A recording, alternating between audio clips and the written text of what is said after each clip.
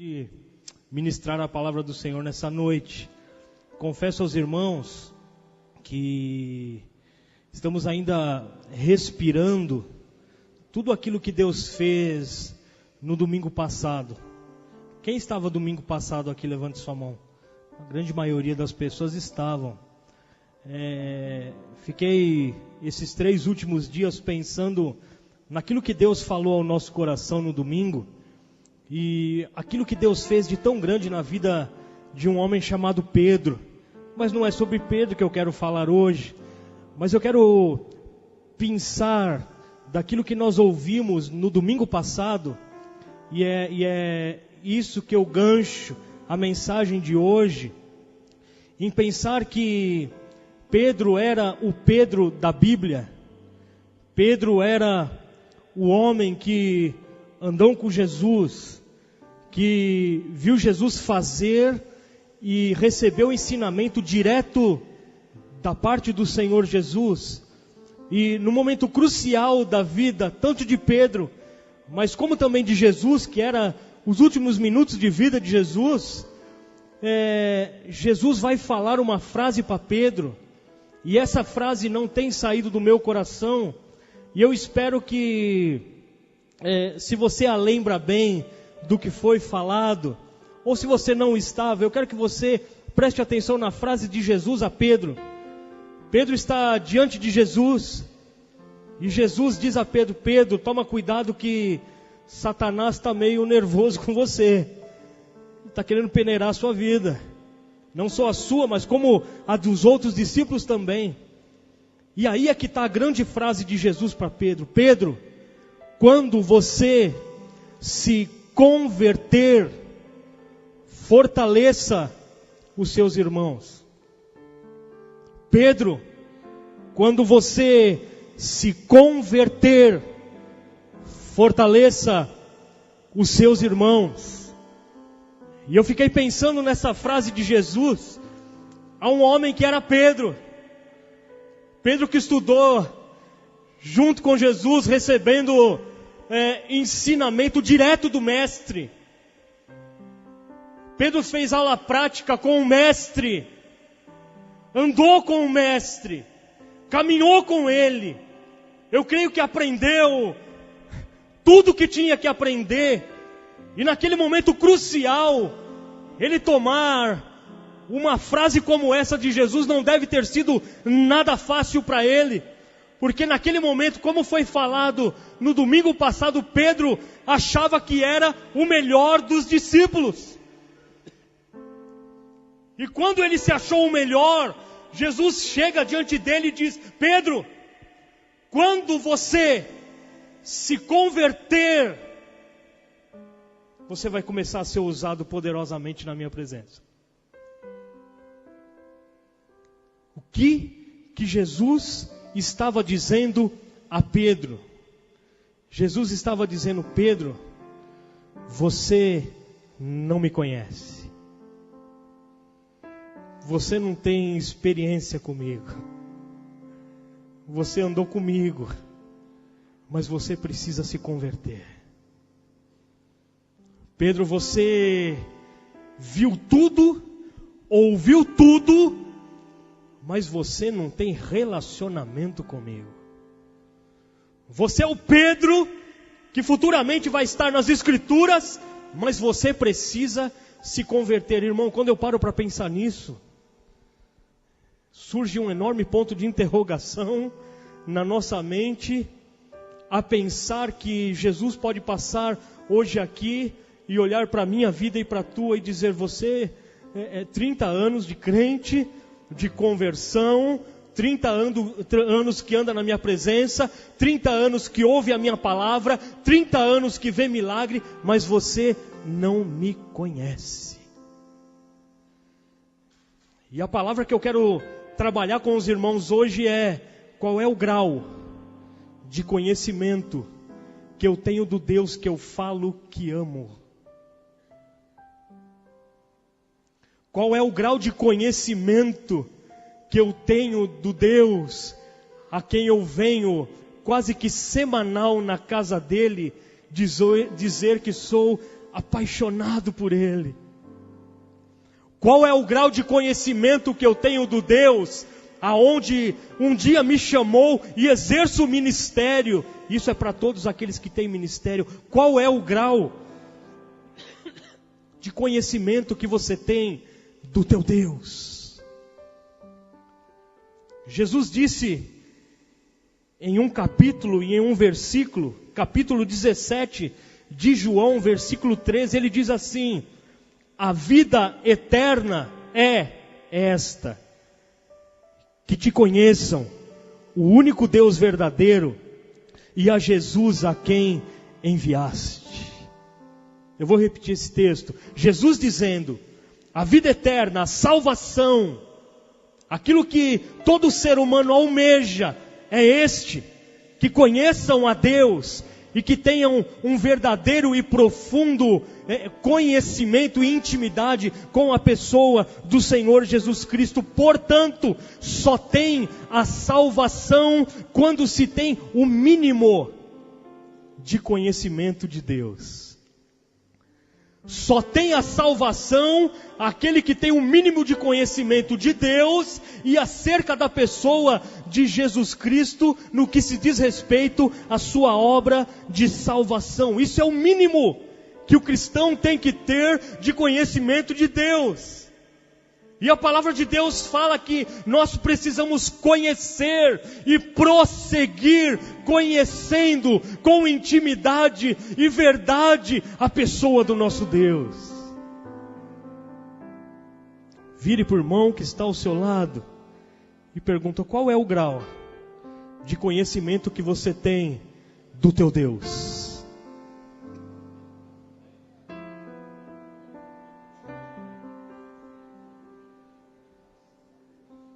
Este, irmão, o conhecimento que Jesus fala é o mínimo. O conhecimento que Jesus fala é o essencial. E eu quero dizer uma coisa para os irmãos: o conhecimento que Jesus está falando é o raso, é o mínimo do mínimo. E eu quero chamar a tua atenção e a minha, primeiramente, de que esse conhecimento não nos leva a ter uma profunda intimidade com a pessoa do nosso Deus. Deus está chamando hoje pessoas, pensando em tudo aquilo que nós ouvimos no domingo passado, na frase que Jesus disse a Pedro: Pedro, você precisa ter relacionamento e conhecimento de mim. Pedro, você precisa de mim. Não vale a pena você dizer, ó Pedro, que me ama, se você não tem conhecimento de mim. Não é possível eu dizer que amo alguém se eu não a conheço. Olha a seriedade do negócio. As pessoas vivem tateando, não sabendo em quem crer, não sabendo em quem colocar a sua vida, não colocando a sua vida por completo na presença de Deus. E chega no culto e diz: Senhor, eu te amo. Não tem como. Como é que eu amo se eu não conheço? A caminhada cristã, o dia a dia com Deus, nos faz pensar e nos faz acostumar com aquilo que é sagrado. Eu me acostumo com a liturgia do culto, eu me acostumo com o horário do culto, eu me acostumo com o dia do culto. E eu quero dizer uma coisa para você: chegou o tempo de você se acostumar com a presença viva, poderosa e santa daquele que é, que era e que há de vir. É o Senhor.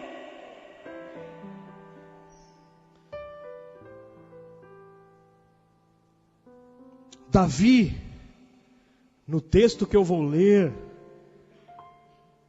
tem uma profunda experiência com Deus. Eu quero ler com vocês hoje o Salmo 139.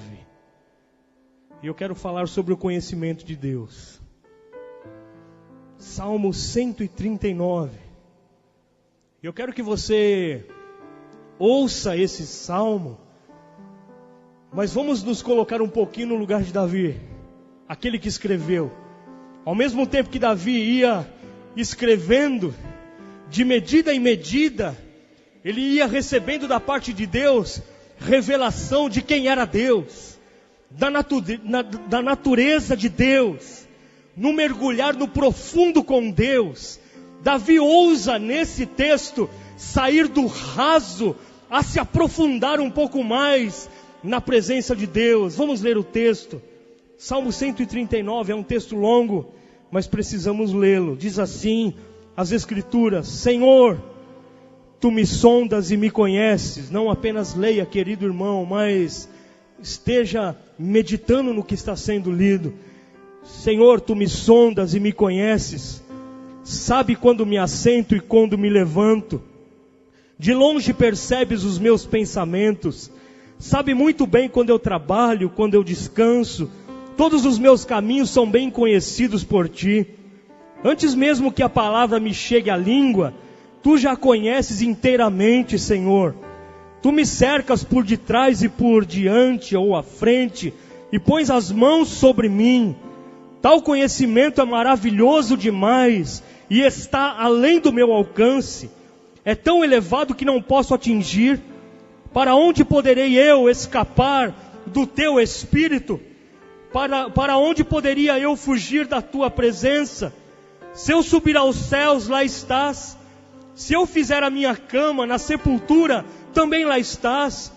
Se eu subir com asas da alvorada e morar na extremidade do mar, mesmo ali a Tua mão direita me guiará e me susterá. Mesmo que eu diga que as trevas me encobrirão e que a luz se tornará noite ao meu redor, verei que nem as trevas são escuras para Ti. A noite brilhará como o dia, pois para Ti as trevas são luz. Tu criastes o íntimo do meu ser e me teceste no ventre da minha mãe. Eu Te louvo porque me fizeste de modo especial e admirável. Tuas obras são maravilhosas.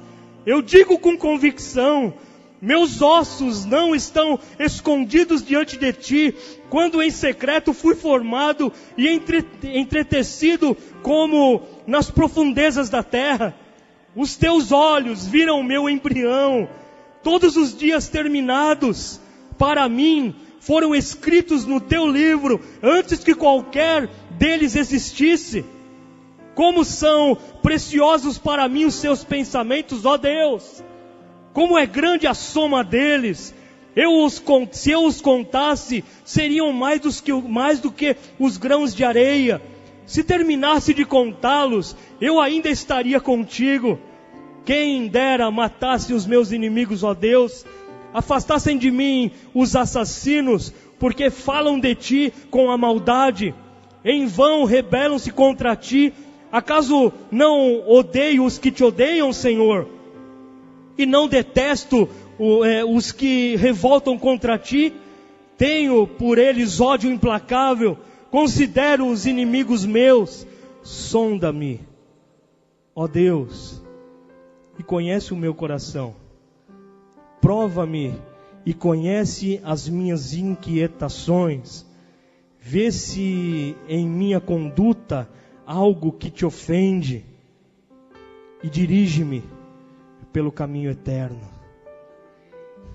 Você pode glorificar Deus por esse salmo? É lindo. É lindo. Sonda-me, ó Deus.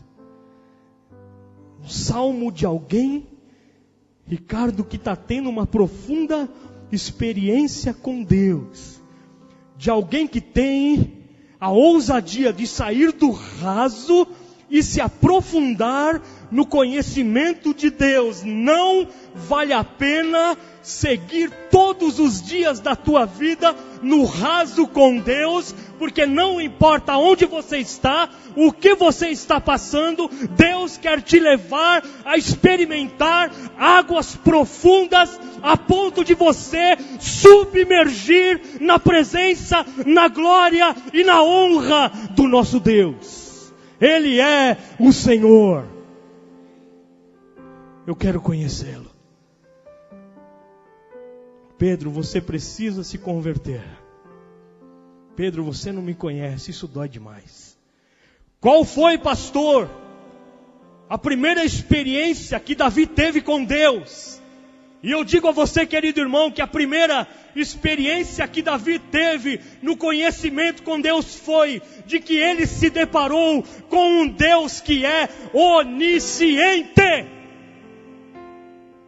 A ponto de ele dizer: Senhor, Tu me sondas e me conheces, sabe quando me aceito e quando me levanto, de longe percebe os meus pensamentos, sabe bem quando eu trabalho e quando eu descanso, todos os meus caminhos são conhecidos por Ti. Antes mesmo que a palavra me chegasse à língua, Tu já conheces inteiramente. Senhor, Davi está tendo uma experiência com um Deus onisciente. Onisciência é a capacidade de saber tudo infinitamente, incluindo pensamentos, sentimentos, vida, passado, presente e futuro e tudo sobre o universo. Deus é um Deus onisciente. E eu quero chamar a tua atenção hoje para dizer que o Deus a quem mal conhecemos sabe tudo de nós. O Deus a quem mal conhecemos sabe tudo de nós. A palavra sonda-me, que é a primeira palavra do texto, no original mostra um ato contínuo de Deus, de sondar, aprofundando. Deus está sempre se desfrutando de nós. Deus está sempre mergulhando na sua onisciência no nosso ser. Deus está se vestindo de você. Deus está se confundindo com a sua própria vida. É Deus que conhece, curando-me, avaliando a minha alma, conhecendo a minha mente, conhecendo a tua motivação, conhecendo o teu pensamento. Ele conhece todos os teus dias, Ele conhece a minha rotina, Ele conhece aonde eu sou bom, Ele conhece aonde eu preciso melhorar, aonde eu sou falho, aonde eu me levanto, aonde eu preciso de libertação. Ele conhece detalhes, coisas insignificantes para você, não passa despercebido aos olhos de Deus, na sua onisciência, coisa relevante da tua vida. Ele sabe também, Ele penetra no impenetrável do teu ser. Ele é o Senhor. Ele é o Senhor. Ele é o Senhor. Ele é o Senhor. Ele é o Senhor. Aonde o teu amigo não entra, Ele entra. Ele avalia a tua vida pública e a minha também. Ele avalia a tua vida privada e a minha também. Ele avalia a minha vida íntima. Ele sabe onde eu vou. Ele sabe com quem eu converso. Ele sabe para quem eu ligo. Ele sabe o que eu assisto. Ele é o Senhor. Ele é o Senhor, Ele é o Senhor. O seu pai não sabe, a tua mãe não sabe, o teu marido não sabe, ninguém sabe, mas Ele sabe, porque Ele é o Senhor. O Senhor, Ele é o Senhor, Ele é o Senhor. Ele analisa, Ele trabalha, Ele é o Senhor. Essa é a experiência que Davi está tendo com o Senhor. E aí chega Jesus para Davi, para para Pedro e diz: Pedro, você precisa me conhecer. E eu quero que você perca o sono nessa noite, dizendo: Senhor, eu preciso te conhecer. Independente de quantos anos eu e você temos de crente, nós precisamos conhecer a onisciência de Deus. Nas cartas contidas no Apocalipse, enviada às igrejas, Deus diz: a igreja de Éfeso, eu conheço as tuas obras, o teu árduo trabalho. A igreja de Esmirna, ele diz: eu conheço a tua aflição e a tua pobreza. A igreja de Pérgamo, ele diz: eu conheço a tua idolatria. A igreja de Tiatira, ele diz: eu conheço a tua obra, o teu amor, a tua fé, o teu serviço e a tua perseverança. A igreja de Sardes, ele diz: eu conheço as tuas obras, você tem fama de que está vivo, mas você está morto. Eu conheço a igreja de Filadélfia e eu conheço as obras dela. Eis que coloquei diante dela uma porta aberta. Eu conheço a igreja de Laodiceia, conheço as suas obras. Sei que você não é frio e você também não é quente, e por causa disso eu estou a ponto de vomitar-te da minha boca. E o Senhor diz nessa noite: eu conheço a igreja batista em Sorocaba, eu conheço as tuas aflições, eu conheço o teu choro, a tua lágrima, o teu planto. O que você precisa não passa despercebido aos meus olhos. Ele é o Senhor. Ele é o Senhor. Ele é o Senhor. Ele é o Senhor. Eu conheço. Viu? Ele conhece.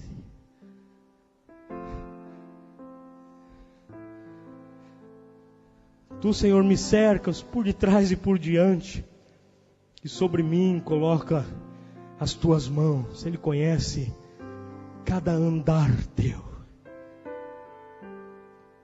A segunda experiência que Davi vai ter com Deus, no que se diz respeito a conhecê-lo, é de que Deus é um Deus onipresente. A primeira, onisciente quer dizer? Onisciente quer dizer?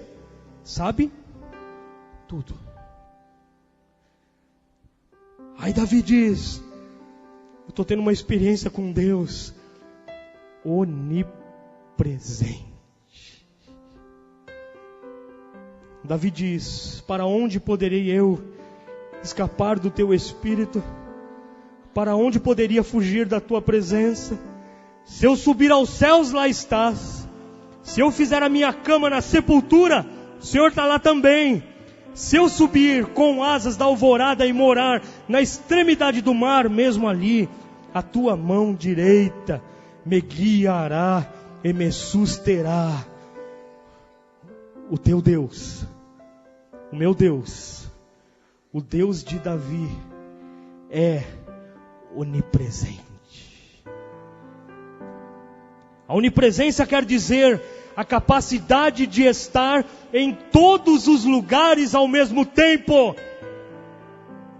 Eu vou repetir: a onipresença é a capacidade de estar em todos os lugares ao mesmo tempo. Na teologia, a onipresença é um atributo divino, somente a Deus, segundo o qual Deus está presente em todos os pontos da criação. Em conjunto à simplicidade divina, pode-se dizer que Deus está totalmente presente em cada ponto do universo. O Deus que está aqui está cuidando da tua família, aonde ela estiver. Ele é o Senhor. Qual é o lugar que eu e você podemos nos esconder a ponto de sair da presença do Espírito Santo de Deus, se Ele é onipresente? Se eu pego um carro, Ele está lá também, Ele é presente. Se eu pego um avião, Ele está também. Se eu pego um navio, Ele vai também. um submarino talvez, Ele está também. Se você for para uma ilha, Ele vai estar também. Se você está na caverna, Ele ali está com você. Se você estiver no claro, Ele está também. Se você estiver no mais escuro do teu quarto, Ele está também. Se você estiver no banheiro, Ele está também. Ele é o Senhor. Ele é o Senhor. Ele é o Senhor. Davi afirma: Deus não apenas sabe de tudo, mas Ele também está em todos os lugares. E eu, pensando nisso, cheguei a uma conclusão que isso é sinistro. As câmeras nos focam por fora e até certa distância. Qualquer lugar hoje tem câmera. Deus se embaraça em nós, por dentro, por fora, na mente, no coração, no caminhar, no agir. Ele é o Senhor. Para onde que eu posso me ausentar da presença do Deus vivo? E ao mesmo tempo que alguns podem estar com medo de saber disso, nós podemos glorificar o nome do Senhor, de que nós temos nele um socorro bem presente na hora da angústia. Ele é o Senhor. Lindo pensar que Deus torna o lugar aonde Ele está, com a presença dEle, um lugar santo. Presta atenção no que eu vou dizer, irmão. Hoje, neste lugar, é um lugar santo. Não porque aqui tem uma placa lá fora de igreja, mas o que torna esse lugar santo, também não sou eu, mas é a presença de Deus. É a presença de Deus. Faz esse lugar ser santo. Certa vez Moisés estava no campo, trabalhando com ovelhas. E aí Deus aparece para ele, numa sarça que pegava fogo. E aí Moisés se aproximou e Deus falou para ele: Moisés, tira a tua sandália, porque o lugar que você está é santo. E aí eu fiquei pensando, qual é o lugar que Moisés estava? Moisés estava no campo, cuidando de ovelha, mal cheiroso, lugar sujo, pisando em esterco. Como Deus pode dizer que o lugar é santo? A presença de Deus torna o lugar santo.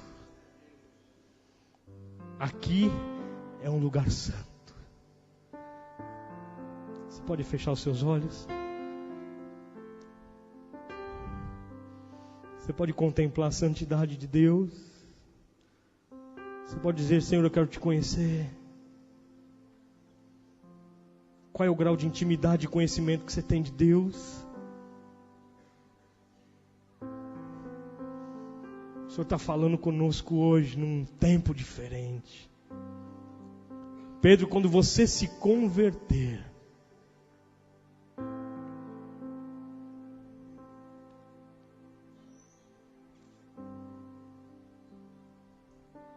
amém. Aí Davi ainda vai ter mais uma experiência com Deus. E a experiência que Davi vai ter é que Deus não somente é onipresente e onisciente, mas Ele também é o quê? Onipotente. Segura essa. Tu criastes no íntimo do meu ser e me teceste no ventre de minha mãe. Eu te louvo porque me fizeste de modo especial e admirável. Tuas obras são maravilhosas demais para mim. Digo isso com convicção: o Deus a quem eu e você servimos também é onipresente, onipotente e onisciente. Todo o poder está na mão do Deus a quem você diz que ama. Onipotência significa a propriedade de um ser capaz de fazer tudo. Por isso que a palavra de Deus talvez diz: agindo eu, diz o Senhor, quem pode impedir? Davi está dizendo que Deus sabe de tudo, está em todos os lugares, e agora ele está dizendo que ele tem todo o poder. Davi fica assustado com o poder de Deus na criação, no poder de gerar alguém, no poder de tecer a pele, no poder de formar ossos, no poder de formar a estrutura física. Em Atos capítulo 17, o apóstolo Paulo está pregando e fala a um povo, e ele diz assim, quando ele estava no Areópago, ele diz: o Deus a quem eu sirvo e a quem vocês se dobram sem conhecer, é o Deus quem dá vida, respiração e tudo mais. Aleluia. Ele te dá a vida, e pelo seu poder Ele nos mantém vivo, através da respiração, no poder da inteligência e da sabedoria. Davi está abismado no poder de amar e ser amado, no poder de se relacionar, no poder de colocar as coisas no lugar. Irmão, Deus, o Deus a quem você se dobra, o Deus a quem você serve, é um Deus poderoso para colocar as coisas no lugar certo delas. No poder de restaurar, no poder de limpar, no poder de transformar, no poder de ressuscitar, no poder de restabelecer. Davi se assusta, mas compreende de que o Deus a quem ele serve é onipotente, onisciente e onipresente. Quando eu compreendo todas essas verdades de Deus, nós começamos a chegar, querido irmão, e eu quero que você chegue nelas comigo, algumas conclusões importantes para a nossa vida. Primeiro, começo a compreender e me amar por aquilo que eu sou, e não por aquilo que as pessoas querem que eu seja. Viu, William? E eu quero dizer uma coisa para você: comece a se amar por aquilo que você é, porque você é fruto do sonho de Deus. Você é fruto de um planejamento divino. Deus não errou a forma, é você que Ele queria. Deus não errou. Deus trabalhou direitinho. Deus não deixou a desejar na criação da sua pessoa. Glória a Deus. Glória a Deus. Eu começo a pedir a Deus que cumpra em mim tudo aquilo que Ele tem planejado, porque a partir do momento do texto, quando o texto fala que todos os meus dias já estão escritos sem existir nenhum, significa que Ele já planejou todos. Então, querido, não queira viver a tua vida independente do plano de Deus. Ele já escreveu. Está tudo escrito. O que Ele tem para você, o que Ele espera de você, o que Ele deseja de você, a obra que você tem que realizar, o ministério, o talento que Ele colocou na tua vida, tudo já está escrito. Ele sabe de tudo, conhece tudo e está em todos os lugares. Será que Ele não tem o melhor para nós?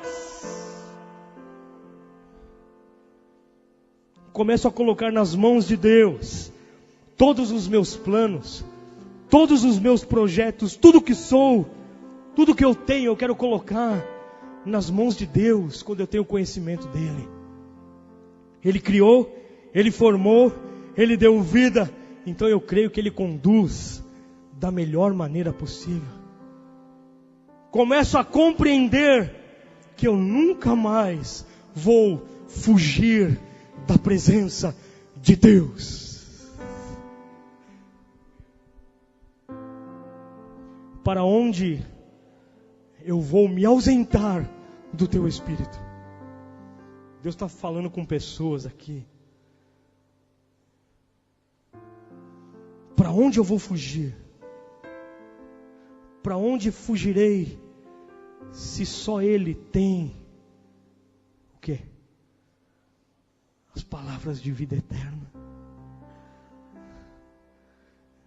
Não tem lugar melhor do que estar no altar de Deus, no centro da vontade de Deus, conhecendo, prosseguindo em conhecer o teu Deus. Eu não quero ouvir do meu Deus: ei, você, pastor, quando você se converter, meu Deus, não. Que nessa noite nós saiamos daqui não conhecendo tudo, porque é infinito, mas com vontade de conhecer. E agora, para terminar, se Ele é onipresente, é o quê? Se Ele é este, o que mais Ele é? O que é onisciente? Se Ele é este, o que Ele é mais? O que é onipotente? Se Ele é este, o que sobrou para mim? O que sobrou para mim? O que sobra para a igreja?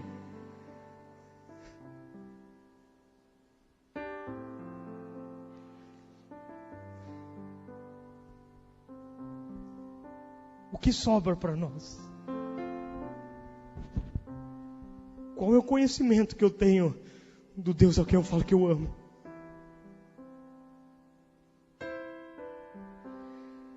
Davi se assusta e diz: tal conhecimento é maravilhoso demais para mim, está além do meu alcance, é tão elevado que eu não posso atingir. Sabe o que ele está falando? Eu reconheço e me entrego. Eu reconheço e me entrego. Aí ele diz mais: Senhor, sonda o meu coração, prova-me e conhece as minhas inquietações, vê se em mim alguma conduta que te ofende e dirige-me pelo caminho eterno. Sabe o que é isso? Senhor, socorro, eu me arrependo. Sonda-me, sonda-me, sonda-me, sonda-me. Será que tem gente aqui como eu, o primeiro, que precisa dizer: Senhor, me sonda, sonda-me, sonda-me, sonda-me, sonda-me. No versículo 14 ele diz: Senhor, eu te louvo, porque me fizeste de modo especial e admirável. Sabe o que é isso? Só nos resta, querido irmão e querida irmã, uma coisa que foi que Davi fez: se render e viver como adorador. Deus diz para você nesta noite, e para mim também: aquietai-vos e sabei que eu sou Deus. Aquietai-vos e sabei que eu sou Deus. Aquietai-vos e sabeis que eu sou Deus. Aquietai-vos e sabei que eu ainda sou Deus. O salmista diz: fiz calar e sossegar a minha alma diante daquele que diz: calem-se diante dele toda a terra. Aquietai-vos e sabei que eu sou Deus. Quietinho. Ele é Deus. Ele é Deus. Ele sabe de tudo. Ele está em todos os lugares. E Ele tem todo o poder. Ele segura a tua vida na palma da mão dele. E segura firme. Ele é o Senhor. Ele é o Senhor.